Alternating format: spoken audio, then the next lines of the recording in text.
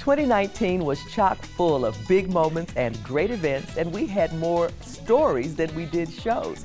So before we head full steam into the new decade, here's a last look back, this time at some of our best stories that you didn't see on About Town.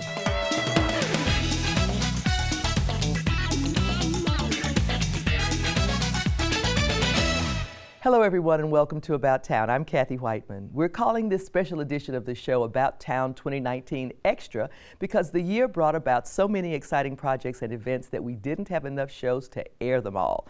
So we'll also get details on this year's MLK observance and Frost Fest with Holly Norman, and we'll talk with Kinsley Cunningham about a new event, the Future ME Conference. As always, we'd love to hear from you. So please subscribe to our YouTube channel, like us on Facebook, and follow us on Twitter. And you can still email us at ictn@cityofirving.org. Super Lunch 2019, benefiting the Salvation Army Irving, welcomed MTV's The Buried Life host Ben Nemtin as their keynote speaker. His comments gave new meaning to the term bucket list. Guests are mingling, dining, and giving back at the Irving Convention Center for Irving Salvation Army's Super Lunch 2019. Benefiting the Boys and Girls Club of America. I want you to be prepared to be inspired, motivated, and touched in your heart. Members of the Irving Boys and Girls Club welcomed keynote speaker Ben Nemtin with a special video.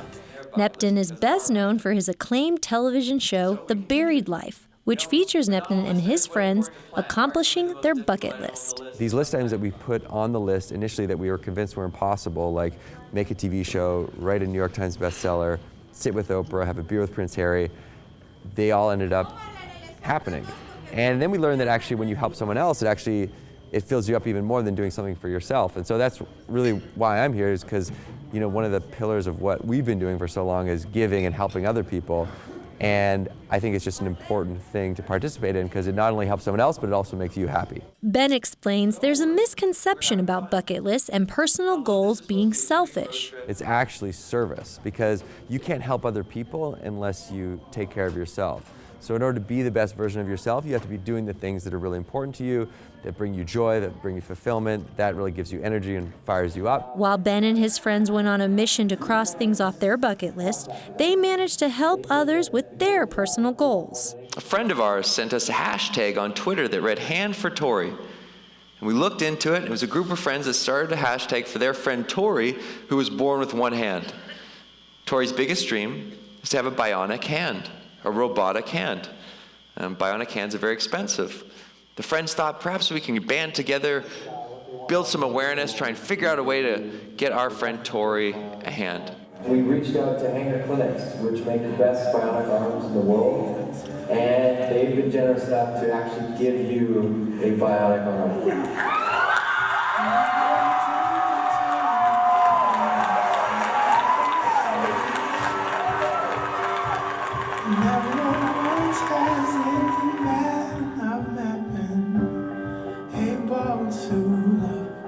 Stories like Tori's and others who are given a dream opportunity create an incredible ripple effect. I got an email just a month ago from, I asked people, what do you want to do before you die? I had people send me their dreams, and he said, my dream is to pay for someone's membership to the Boys and Girls Club because that's what happened to me, and it totally changed my life. He said himself and his sister were, were sponsored, and he's like, I can't tell you the impact it had on me. And he was in his 40s. Feeling even more inspired after Ben's encouraging words, guests opened their wallets and their hearts by purchasing silent and live auction items. This is what America is all about right now. A room full of people. God bless you. This annual Super Lunch rallies the community to support children in need. Sometimes it just takes a small shift to change someone's life. If you think about like hitting a golf ball off by 1 degree, by the time it lands, it's 100 yards off from the pin. So these 1 degree shifts that we have in young people's lives, in the long term, like the example that I said from the guy that emailed me saying he wanted to give back, it totally changes their life in the long term. So it's really important. I think that it bonds everyone and brings a community together. Making a positive impact on the future of our boys and girls. For About Town, this is Susan Stevens. If you want some inspiration for crossing things off your bucket list, send your list to Ben on Instagram at Ben Nempton. He says he'll be happy to be your accountability buddy. And if you'd like to help the Salvation Army reach their goals to help the community, learn more at salvationarmydfw.org. A devastating storm early in 2019 forced the Glory House on Main Street to close their doors for extensive renovations. But by early fall, they were back and better than ever. Here's a look at their grand reopening. Glory House has been a part of downtown Irving for 20 years. It's been voted best caterer in Irving and is one of the top small businesses in the United States. And we appreciate you and your family for all you do for the community. Thank you so much. But on April 24th of this year, Glory House owner Joanne Goyne walked into an unrecognizable building as a storm from the night before had caused severe damage. Well, when we saw it, our first thought was, we're finished. Glory House is over. It was total disaster. The entire roof on the north side of the building had collapsed. There was so much water on the roof that it flooded the entire building, and we were devastated. Through faith and some good insurance, Joanne was able to move forward and undertook a 4.5-month renovation. We had to redo all the aesthetics. The floors were redone, the walls were redone. Even the side that wasn't damaged, there was water damage. All of our tables and chairs were crushed. So we have new tables, new chairs, new linen, new silverware, new dishes, new walls. You name it, it's new. And now they are celebrating the grand reopening of Glory House.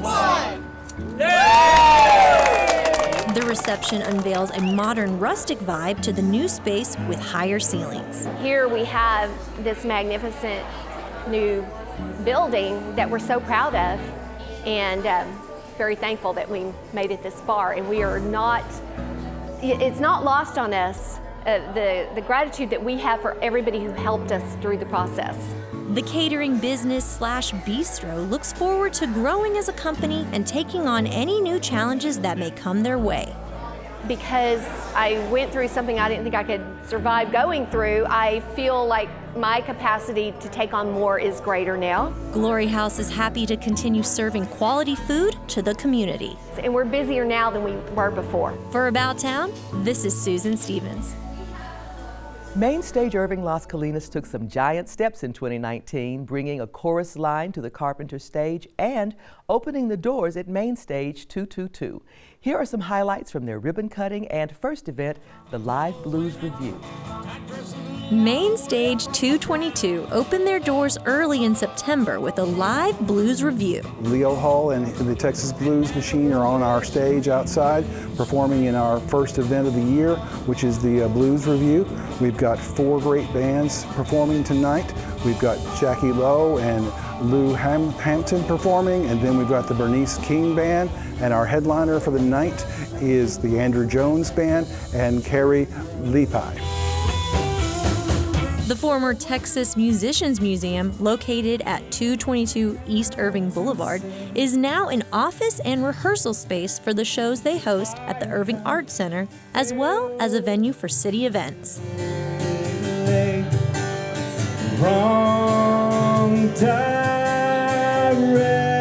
Those events can be pretty much anything, entertainment and arts-wise. So we're going to be having other arts groups who will want to use the building. Right now we're having the Blues Review. We're planning to have more events on our music garden outside and also in the Black Box Theater that we're building in the space. And so we'll still be doing our regular season of shows at the Irving Arts Center like we've always done. We'll just have a series of productions and entertainments here at what we are calling Main Stage 222 on top of that. The event space celebrated their official grand opening and ribbon cutting on October 3rd. Thanks for being here. This is really an exciting time for us to have Main Stage 222 right down here in the heart of our city. Main Stage 222 looks forward to bringing the community together through indoor and outdoor entertainment. We want to do our part to bring people down to the Heritage District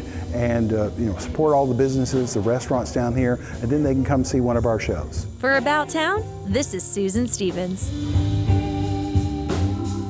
Total Wine opened its doors in Irving with big festivities and a big announcement: support for the Irving Schools Foundation's Food for Thought initiative. Here's a look. 2, 1.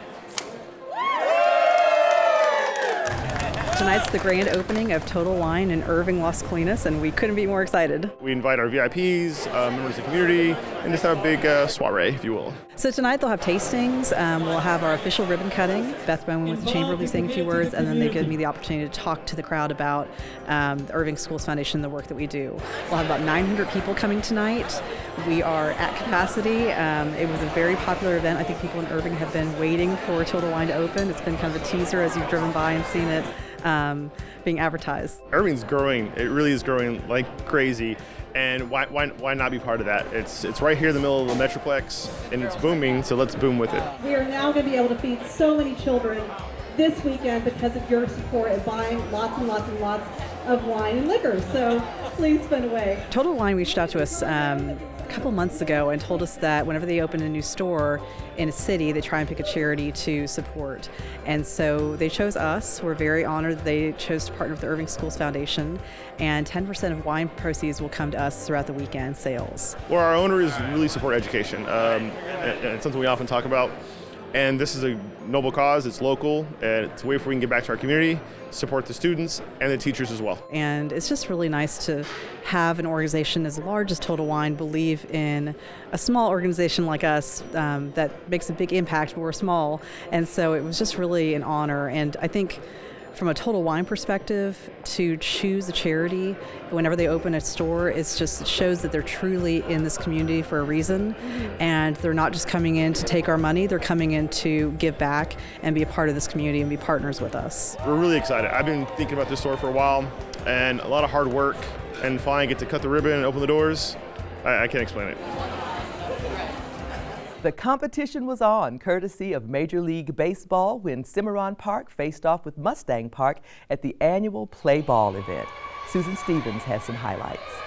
Irving Mayor Rick Stouffer throws the first pitch at the 4th annual MLB Play Ball event. This is something that's done every year, and it's hosted on behalf of the Major League Baseball organization. It's just an initiative that they put in place to inspire more kids to get into baseball or, for ladies softball. Cimarron Park Recreation Center went up against Mustang Park Recreation Center. But before the game began, the mayor read a special decree. We've had the pleasure to have the Honorable Mayor to come, and he's actually going to read a proclamation basically identifying the city of Irving as a, play ball city. Whereas we recognize the importance and influence of baseball and softball in the city of Irving, Texas. I just love being around the kids. They enjoy this. You can see all the energy and the effort that they have in their eyes and stuff, and it's just great to be around young people. They've got so much enthusiasm and excitement. So which one's going to win, do you know?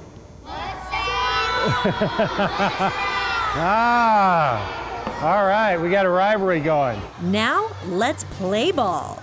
Mustang and Cimarron went head-to-head in an intensely competitive game of wiffle ball. The main object of the game, in terms of especially like with baseball, you have to get to all four bases in order to score a point for your team. If you get tagged, unfortunately, you are out. 3 outs, then the other team switch sides and the outfield goes to batting. Both teams played hard, but in the end, it was Mustang Park that won the game. But all the participants got to take home a prize. The Texas Rangers, they donated some wonderful pennants. I used to think of a pennant, it was kind of like in a triangle shape, but now they're circular. They're really, really cool. So each participant will get that and a goodie bag. And then, of course, we have our summer campers that will be watching. They'll get a goodie bag as well. Of course, it's not all about winning. This gives them the opportunity to get together with their friends, have some fun, but yet learn some things and challenge each other. For About Town, this is Susan Stevens. A new event is coming to Irving, especially for girls, the Future Me Conference, and Kinsley Cunningham is here to bring us all the details. Kinsley, it's so nice to see you. Nice to see you too. I know that we talked about this event a little while ago, but I'm going to need you to refresh me on some of the details and also let our viewers know what's going on. So the Future Me Conference, tell me what that is. Future Me is about empowering and motivating girls to be who they are, to build character, to develop life skills and to be inspired to know their worth. That's great. That's a really great goal for a day-long event, you know, and there's a lot going on with that. So where'd that idea come from? How did you guys get involved in it? Well, we've seen a couple of groups. We went to a couple conferences before, and we've seen a couple groups. So we wanted to do our own thing in the city of Irving. We didn't have something like this for the city, so we wanted to build our own. Okay. Well, you know, nothing like having that City of Irving logo on an event, you know, because you guys at Parks and Rec do things really, really well. So what can girls look forward to the day of the event? Well, we'll have a self-defense class where they can talk to the police officers that come out, and they'll show them little self-defense activities. Then we'll have a yoga instructor. We'll have like relationship speakers to talk about relationships with their friends, with their family, different things like that. So we'll have hygiene, self-esteem, finance, if you want to save, you know, stuff like that. So serious life skills. Yes, serious. That is really great. But a little fun at the same time. Yeah, I know y'all are going to make it fun. So what's the age range of for the girls? It'll be middle school and high school participants. So if they go to any of the middle school and high school in Irving, or we're still opening up to the DFW Metroplex as well. Oh, okay, good deal. And if somebody wants to attend, what do they need to do?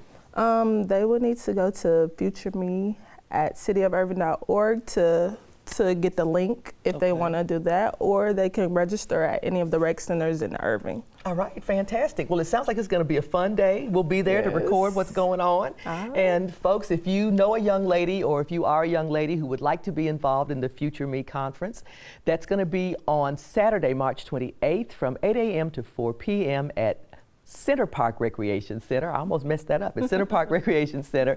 And you can go to futureme at cityofirving.org to get a link for registration and to learn more. Cynthia Flores always brings us a list of her favorite movies at this time of the year, and she says that there are a few that you just have to add to your must-see list. Here's Cynthia's top 10 movies of 2019. Happy New Year. And to kick it off, I'd like to share my top 10 list of films from 2019 that I believe are must-see films. Let's start with number 10 and work our way up. At this slot, I have two very different documentaries, too good for me to decide between. First is the heart-touching film called Midnight Traveler. When the Taliban puts a bounty on Afghan director Hassan Fazili's head, he's forced to flee the country with his wife and two young daughters. The documentary captures the family's uncertain journey firsthand. And next is Apollo 11. Crafted from a newly discovered trove of 65mm footage and more than 11,000 hours of uncatalogued audio recordings, Apollo 11 takes us straight to the heart of NASA's most celebrated mission, the one that first put men on the moon and forever made Neil Armstrong and Buzz Aldrin into household names. At number 9 is the black and white art house style film called The Lighthouse. From director Robert Eggers comes this hypnotic and hallucinatory tale of two lighthouse keepers on a remote and mysterious New England island in the 1890s. At number 8 is the first of 3 foreign films on my list. It's the richly moving story called The Farewell. In this funny, uplifting tale based on an actual lie, Chinese-born U.S.-raised Billy reluctantly returns to Changchun to find that although the whole family knows their beloved grandmother has been given mere weeks to live, everyone has decided not to tell her. Number 7 is the German-language film A Hidden Life. Also based on real events, it's the story of unsung hero Franz Jagerstätter. Due to religious reasons, he refused to fight for the Nazis in World War II, even when faced with the threat of execution for treason. At number 6, we have the delightful film Little Women. In the hands of writer-director Greta Gerwig, we have a wonderful take on the story of Jo March, as she reflects back and forth on her life, telling the beloved story of the March sisters, 4 young women, each determined to live life on their own terms. At the halfway mark, and in 5th place, is one of the best race car films I've seen in years, Ford v. Ferrari. The movie tells the true story of American car designer Carroll Shelby and driver Ken Miles as they battle corporate interference, the laws of physics, and their own personal demons to build a revolutionary car for Ford in 1966. At number 4 is the amazing family drama Marriage Story. It's filmmaker Noah Baumbach's incisive and compassionate look at a marriage breaking up and a family staying together. At number 3 is the brilliant study in faith and power called The Two Popes. Behind Vatican walls, the conservative Pope Benedict and the liberal future Pope Francis must find common ground to forge a new path for the Catholic Church. At number 2 is the final foreign film on my list. It's the heartbreaking Spanish-language film called Pain and Glory. It's the story of a renowned director at the decline of his career. He reflects on the choices he's made in life as he floats down a stream of vivid memories from his youth. The past and the present come crashing down around him. I couldn't decide between the next 2 films on my list, so they'll share the top number 1 slot. Both are about war and the insanity it inhabits. First is a dark dramedy from director Taika Waititi called Jojo Rabbit. It's a film that tells the story of a young boy in Hitler's youth organization that finds out his mother is hiding a Jewish girl in their home.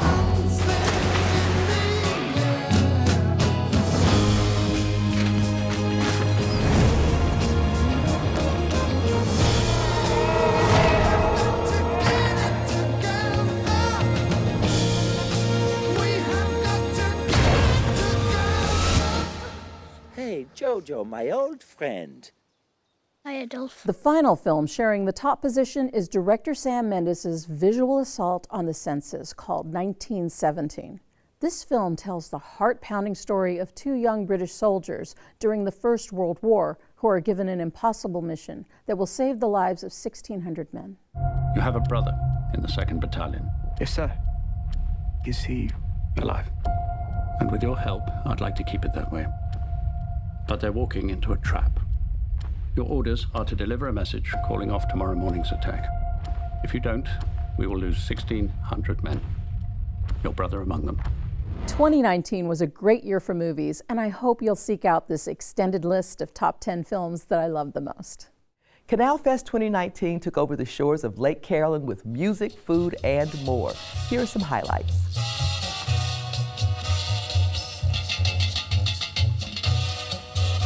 From the stage to the food.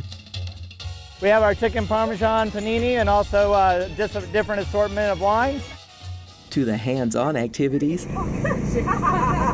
Canal Fest 2019 was all about bringing the community together. A lot of good stuff is happening in Irving, and so I love it. Support from the local business community was one of those good things. One of our core values is local. David Lamberti runs Lamberti's Ristorante, a longtime favorite with deep roots in the community. We are local, family-owned, and we've been there with the Cole brothers' help at the beginning and now transferred to us as Lamberti's for over 30 years serving the community. It's a wholehearted commitment. If we're not going to be at Canal Fest, what are we in business for?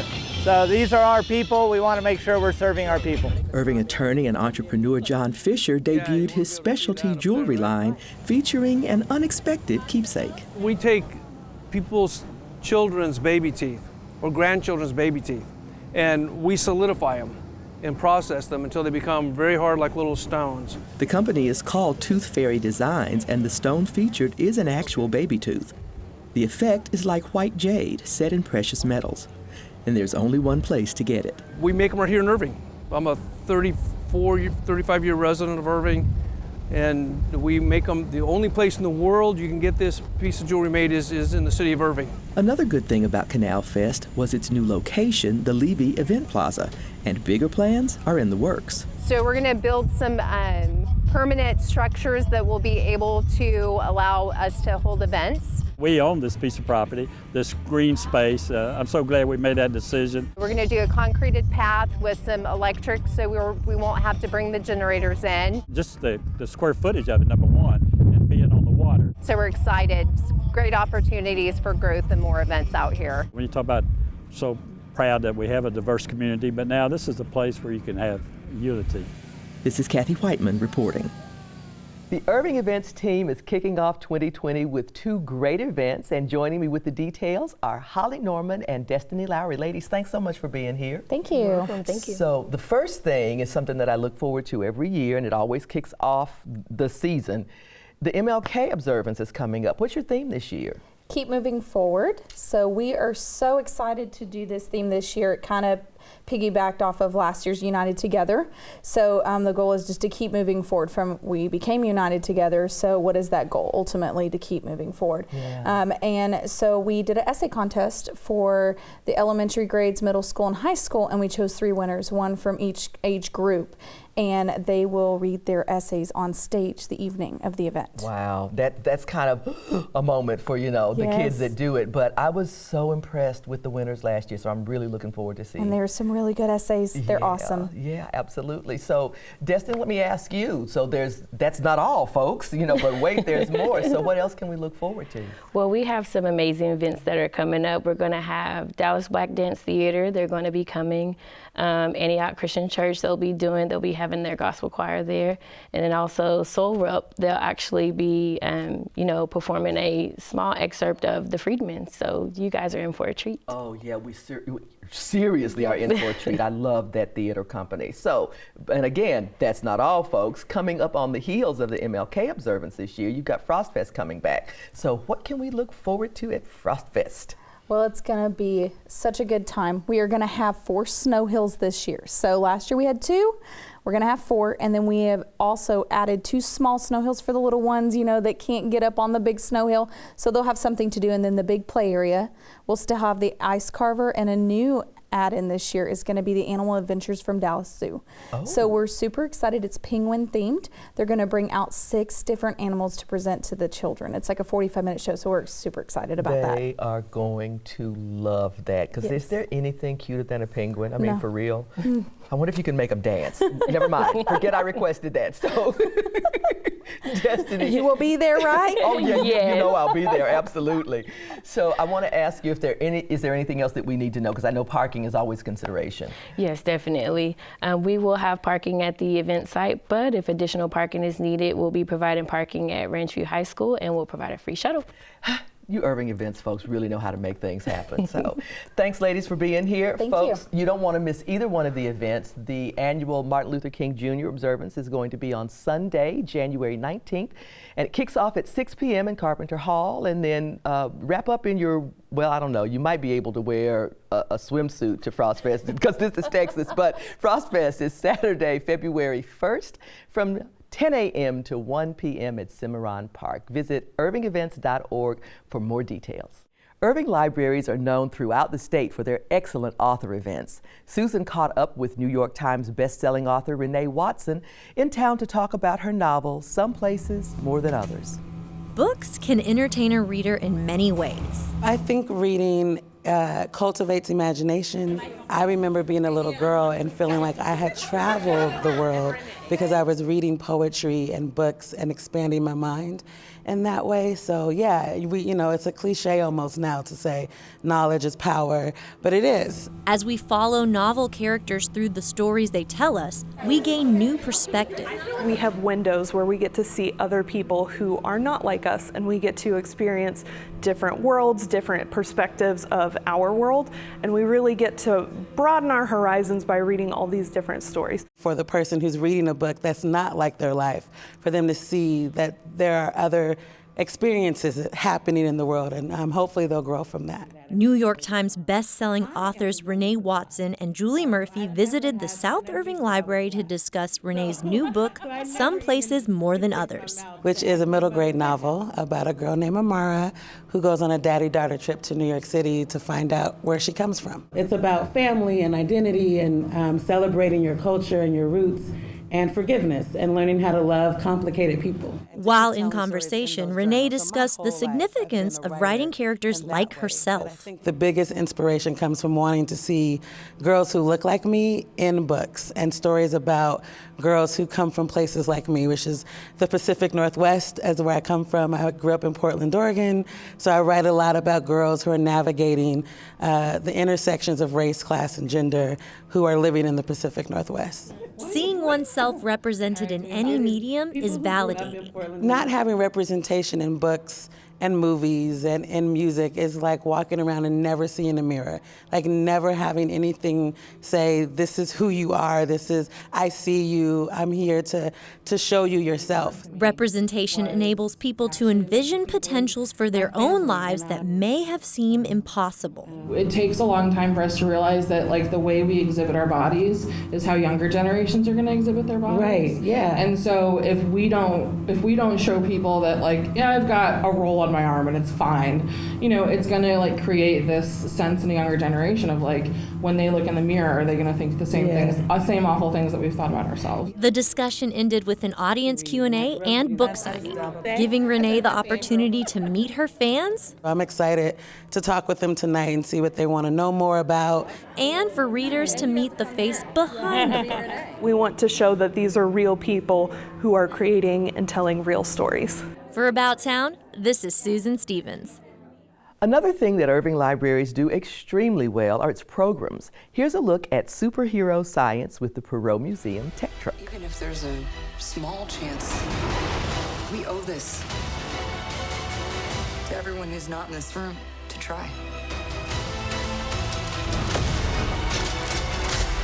We will. Whatever it takes. Whatever it takes. With all the buzz from Avengers Endgame, superheroes are all the rage. But what about their superpowers? Perot Museum's auditorium program visited East Branch Library for a super presentation. We are doing an auditorium show on superhero science. So it's going to be taking superheroes and their superpowers and seeing how we can recreate some of those powers using science. The first example we have is Elastigirl. So she's able to stretch into any position and then she goes back to her normal shape after. So we actually have an alloy wire, it's just a metal wire, and it can bend into any shape at normal temperature, and then when we heat it up, it actually goes into a certain symbol. For the next one, we'll be imitating Magneto. So Magneto's actually a villain in the X-Men, but we're gonna be imitating his super villain power by using liquid nitrogen to cool down a conductor. And when we cool down the conductor, it turns into a superconductor, and it actually sits on top of the magnetic field, and it'll go around the track. So it'll just sit there and levitate, kind of like the maglev train in Shanghai. Nice. The third one is gonna be more focused on light, so we're actually gonna be talking about Jack Jack. And Jack Jack has laser vision, just like Superman. Jack Jack's laser vision is actually stronger than Superman's, considering he is green and Superman has red. So we're gonna be using his laser, we're gonna be using a green laser to test different balloons and see whether or not they absorb or reflect the light. East Branch hosted the event as part of their summer reading program. Our theme for this summer reading program is space. So we are bringing all the science elements possible to combine them together. Through this experiment, kids learned about how much we use science in our everyday lives. A lot of materials like your camera, like our cars, airplanes, everything basically it's mixed with science, you know. It's an educational lesson that children are able to connect to through their fascination of superpowers. I think kids are fascinated with superheroes and superpowers in general because they're, I mean, in a way they're fantastical, they're escape from reality, which is exciting. But there's always an aspect to superheroes where they save the day, and I think that that's very important, and it's a really good message to spread. So I think that's why it's really important to relate it back to science and technology, because we really can use those in order to save the day. And even organizers had their own superheroes they admired. I like El Chapulín Colorado, you know, which is a form of mixture of Superman mixed with Cantinflas. I don't know, that's a different a comedian. So, you know, it's a superhero with humor. My favorite is Iron Man. I love the comical side to him. And I also love that he doesn't necessarily have a superpower. He uses his super smarts to recreate science and tech to save the day. Superhero science explored energy and matter, magnetism, and light in order to empower our youth and strengthen their minds. For About Town, this is Susan Stevens. One of Irving's own, former Director of Parks and Recreation, Ray Serta, released his autobiography, The Life I Didn't Expect, at a book launch on the Mandalay Canal. Here's a look. You know, after a 30-year career in Parks and Recreation, I retired this month a year ago. After weeks of asking, what's next? I received the answer. Write your life story, Ray. We're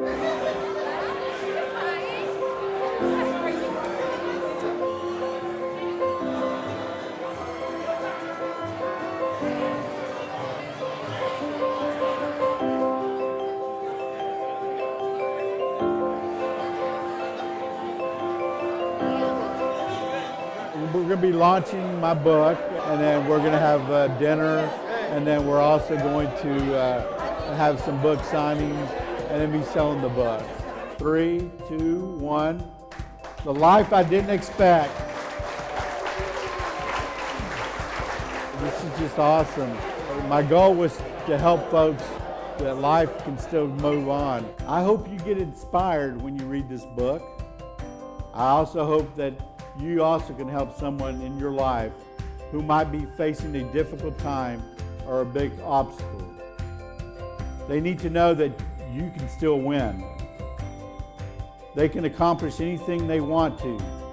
Just tell them, look at Ray Serta. The most thing that I'm looking forward to is getting to see some family and friends and colleagues that I haven't seen in a while. And it's very humbling to see so many people here, and I'm very proud of that.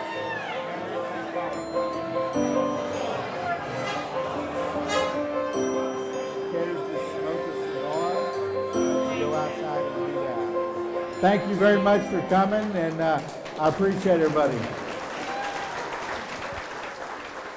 The Las Colinas Symphony knows how to make classical music fun for kids. Here's a look at their outreach program, Kids Notes, at the West Irving Library. And we take our mouth and we make a kiss. Have you ever tried to play the trombone? And then we go.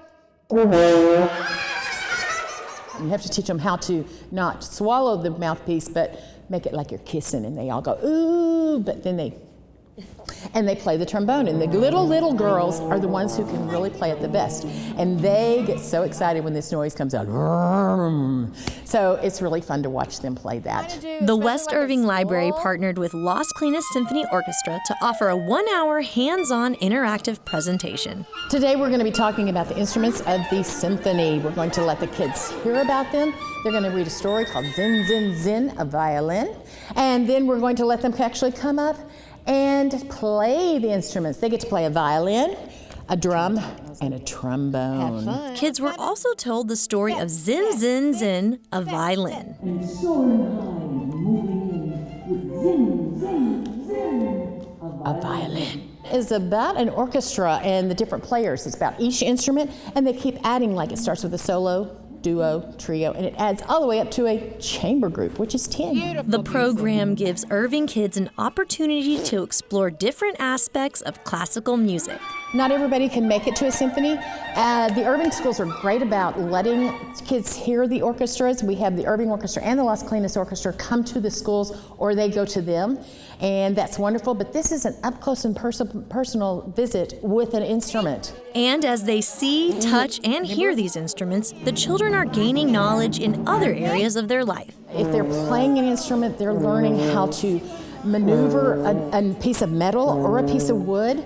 They are learning how to read the music, which helps them in reading other things later. The Kids Notes program exposes our youth at an early age to music and the arts, a valuable experience that sparks creativity.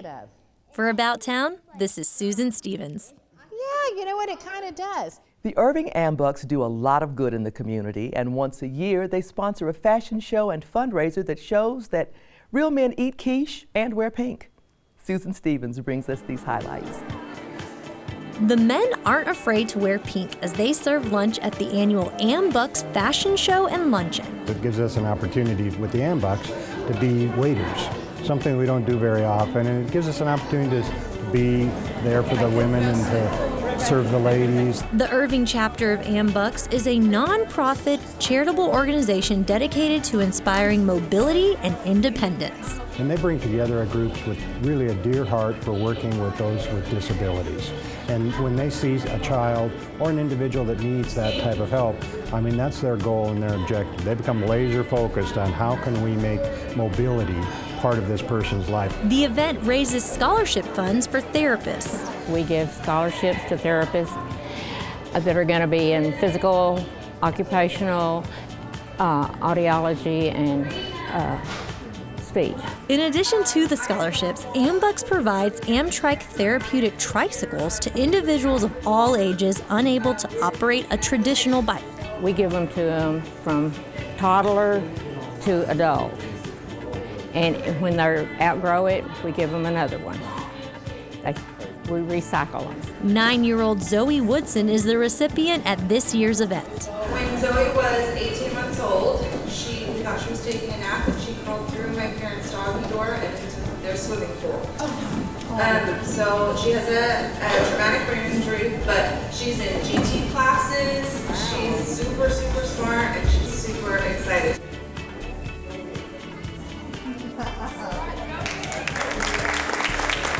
When you see this, I mean, it just gets to your heart. After the Amtrak presentation, club members modeled different styles of clothing by belt.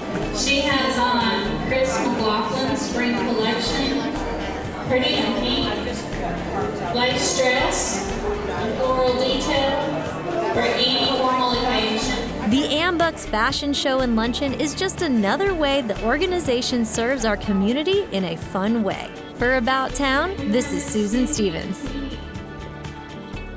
Pink was on the gridiron at the Irving Girls Cheerleaders Association's annual Pink Out event, honoring cancer survivors and those we lost to the disease in 2019.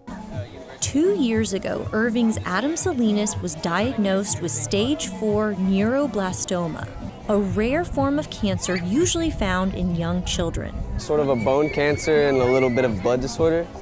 And I went through over like 24 rounds of chemo, 2 bone marrow transplants, and about like 12 rounds of antibody treatment. I was just scared, really. I was just hoping that everything that I did, that the doctors told me to do, worked. Today, he is cancer-free. The Irving Girls Cheerleader Association is honoring him and other survivors at their 5th annual Pink Out event. Everyone's coming out here and sacrificing time to be out here for us, so I just really appreciate it. I'm just taking it all in. In past years, the event has been about breast cancer. This year we decided to incorporate all the cancers because we have so many families, not with just with IGCA, but IBFA and all of our youth sports in Irving. They're affected by all the cancers. The event has cheerleaders playing a friendly game of powder puff.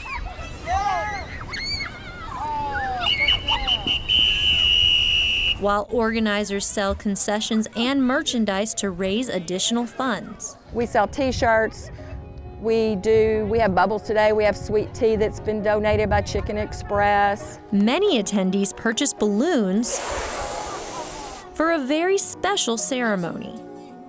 It's to honor people that are suffering through cancer or have survived the disease. And the balloon release is to honor people that we've lost that lost the battle of cancer. The balloons have the names of loved ones lost to cancer. My mother-in-law and father-in-law both passed within 24 hours of each other. I was married for 27 years, and 6 years ago we were told that my husband had liver cancer, and they gave him 6 months to live, and 6 months to the day he passed away. 3, 2, 1. Release. As the balloons float away, the emotional impact is evident. At the time of the balloon release and the music's playing, everybody's crying, everybody's holding a loved one and embracing them and letting them know that it's okay and they're there for one another. Though the moment causes tears, the Pink Out event also raises awareness. I think the more you talk about that ugly word cancer, the more people have the knowledge and the knowledge to want to learn more about it. And for some, it can give a whole new appreciation for life. It just makes me enjoy little things so much more, like things I wouldn't have ever thought of, like just being outside, you know, like it's amazing. For About Town, this is Susan Stevens. The Teen Driver Safety Fair, sponsored by AAA Texas, raised awareness about distracted driving and other life-threatening behaviors that affect anyone on the road. Held at Lively Point Youth Center, the event encourages safe on-the-road habits. Susan Stevens has the story. 9 years ago, I was impacted by a car. I was hit by a car, in front of my elementary school. Misael Rico is telling his story at the Teen Drivers Safety Fair at Lively Point Youth Center. In 2011, a distracted driver jumped a curb and hit Misael while he was walking on a sidewalk. I lost count, but I know I have more than 20 surgeries. The doctor said I wasn't gonna make it, and if I did, I was gonna be like a vegetable in a wheelchair. He has taken his second chance at life as an opportunity to spread awareness through his United Voices Alive campaign. If we all unite our voices and we shout out, drive in a responsible way, then more people are gonna wanna do it. If it's just me shouting out, don't text and drive, well, nobody's gonna hear me. Unfortunately, not everyone is lucky enough to walk away after a car accident. Nicole was 16 years old. On her way to her classmate's 16th birthday party, she got picked up at home by her girlfriend. Along the way, the girl that was driving my daughter was kind of feeling her oats, feeling a little show-offish in front of her friends. You know, wrapped the car around a pole doing 101 miles an hour in the pouring rain, killing my daughter instantly, and, you know, she survived with minor injury. A letter from one of Nicole's friends has inspired Jeff LeGros to share his daughter's story. Lance told us in the letter that that she deserves a nickname. So even after she passed, he says, I'm going to nickname her Nickel. In addition to pencil rubbing a nickel at the top of the letter, he stuck a nickel on the dashboard of his car to remind himself to drive safely.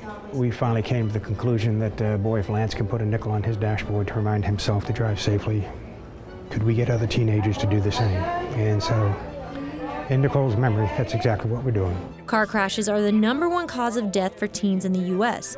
That's why the stories and activities at this event are meant to encourage safe driving. Whether you're driving under the influence of alcohol or drugs, or you're driving distracted, both have deadly consequences. And so what we're doing today is we have distracted driving simulators. We have the Irving Police Department that's doing the impaired driving cone course. We also, of course, have TechStot here, Baylor Scott and White from Irving, as well as many other organizations. The Teen Drivers Safety Fair want attendees to have fun while taking away a serious message. Driving is not a right, it's a privilege. Don't drive intoxicated, don't drive intoxicated. Both have deadly consequences. For About Town, this is Susan Stevens. The BAPS Swaminarayan invited the whole community to share in their annual celebration of Diwali. Here are some highlights.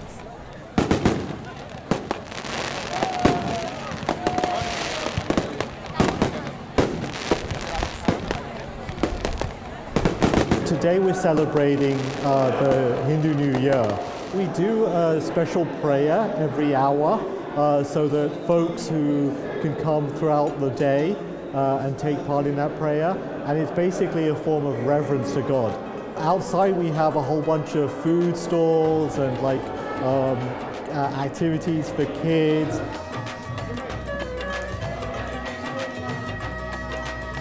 Although our center's here in Irving, we have folks throughout the DFW Metroplex coming here, and I think from Irving's perspective, it creates there's a kind of a magnet effect where it allows people from other cities within the DFW Metroplex to come here and celebrate it. And I think it's a great example of how Irving promotes this idea of allowing people of different faiths and different backgrounds to come together. For me, Diwali is a great time recollect how the Hindu New Year has gone, and also kind of prepare for the up and coming New Year.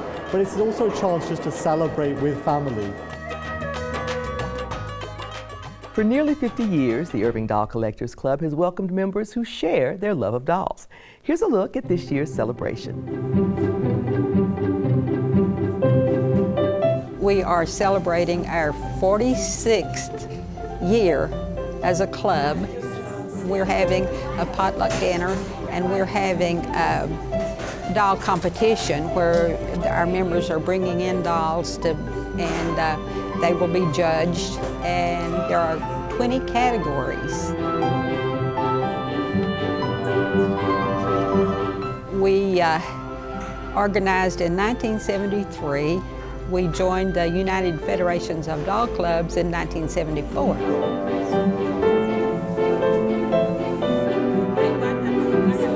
The club has been just the most fun and amazing experience, because you not only meet a lot of very nice people, You learn a lot about dolls and other subjects as well.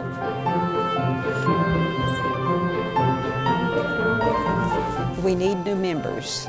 Most of us are just little old ladies, and we would like to attract some new members. The Irving Arts Center, through its partnership with the Smithsonian, hosted the exhibit Billie Holiday at Sugar Hill, the first stop on its national tour.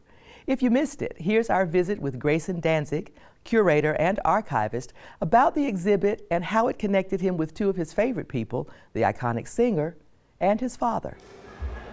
Takes me in his arms, nowhere right. All right. Billie Holiday at Sugar Hill, photographs by Jerry Danzig, debuted at the Irving Arts Center in September of 2019.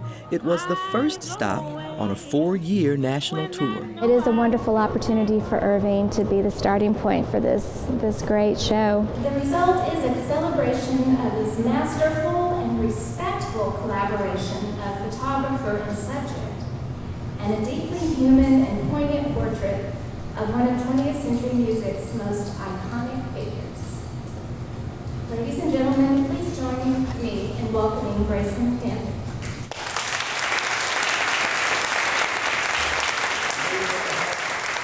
This photograph right here was the first photograph. Archivist Grayson Danzig, son of photojournalist Jerry Danzig, curated the exhibit.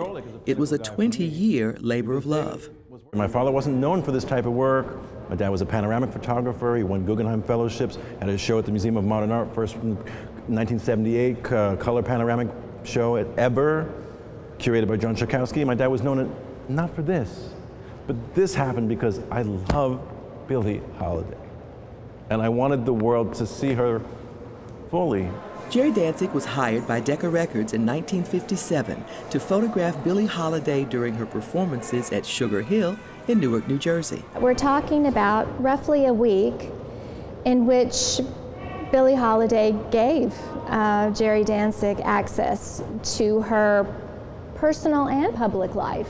So you see her performing on stage, of course, but you see her walking on the street, greeting fans, hugging her friend. Really sweet moments with her godchild. You see her in the dressing room, getting ready to go on stage. So there's this wonderful combination of, you feel on one hand, she is very much aware of Jerry and of what he is doing, as well as just the sense of you get a picture of her just sort of living her life. It's a great combination. But this lovely, intimate work was almost lost to history. After he did all these pictures, what do you think he did with them? He just threw them on the table somewhere, and Gray found them years later. He didn't do anything with them. He didn't say, oh, I have to, have an exhibit or book. He was very, very modest. I don't know how to describe it, but once he wanted to make the photographs, but he didn't really care what happened to them afterwards. Fortunately, Grayson discovered the photographs in Jerry's studio. This project I found because I went after my father. My father had a very big illness, and we thought he might die. We had a brownstone. We still have, I have the brownstone in Brooklyn, and one floor is his studio and darkroom. And I said, Dad, I don't know who you are, but who are you? Go up to my photo studio. That's who I am. And he said, go upstairs and look. And Gray went up, and pictures of everything all over the place. But Gray was very fond of Billie Holiday. I mean, he's a musician anyway. I want to walk upstairs, and on the floor, scattered, Ingrid Bergman, Billie Holiday, Louis Armstrong, Miles Davis. I go downstairs, I go, Dad, I'm quitting my job tomorrow. I'm working for you. And so when he saw all these pictures of Billie, he said, got to do something with them. And it kind of took him years and years and years, but he finally got Thames and Hudson, the publisher. Projects, the epiphany, the lightning bolt. The project found me, I was like, this is a book, this is a show. And they published a book after a long, many, many years of backing and forthing, and the book is Billie Holiday at Sugar Hill. Grayson took the idea of the exhibit to the Smithsonian Institution, and they got on board. We thought this was a wonderful opportunity to tell a different story, a new story, and to be able to showcase someone who's such an icon. This project is seminal to me because Billy's voice, even before the pictures came into my life, discovered in my father's studio, Billy was the voice of love and experience and confidence and vulnerability and laughter and so many colors in the palette that as a child that I heard, I was entranced by who is this? Such a prolific person within the American story that, but who also is told, like her story is told in a not so wonderful light. The images that I was seeing of her were anguish, painful. The disconnect. There must be more. The more was right upstairs in his father's studio. One of Grayson's goals for the exhibit was to show the other side. The story of Billy's pain is well known. This exhibit reveals Billy's joy. 20 years of research and work has yielded something very special. But Grayson says it best. I don't know how I could have done it easier, faster, but we did it good. This is Kathy Whiteman reporting. We say farewell to 2019 with this special edition of the show, but things don't slow down because there are some great events coming up in our happenings about town. The Las Colinas Symphony presents cellist Cicely Parnas in concert on Saturday, January 18th at 7:30 p.m. in Carpenter Hall. The Irving Arts Center hosts another event in the Memories in the Making series for people with Alzheimer's and their caregivers. It's Tuesday, January 21st at 10 a.m. in Suite 200. Mainstage Irving Las Colinas presents Pride and Prejudice, January 24th through February 8th in the Dupree Theater. Evening shows are at 7:30 p.m. and Sunday matinees are at 2:30 p.m. And the Irving Symphony welcomes back former concert master Veselin Demirev for the concert The Four Seasons Twice on Saturday, January 25th at 7:30 p.m. in Carpenter Hall. Call 972-252-ARTS for ticket information for all of these events. That wraps up this special edition of About Town. Thanks for joining us. We'll leave you tonight with a look at Mama's Party featuring great cabaret singers from around the Metroplex every Monday night at Mainstage 222. From all of us at ICTN, we wish you a happy, healthy, and prosperous new year. If you yearn to embrace all the passions in life, you must learn.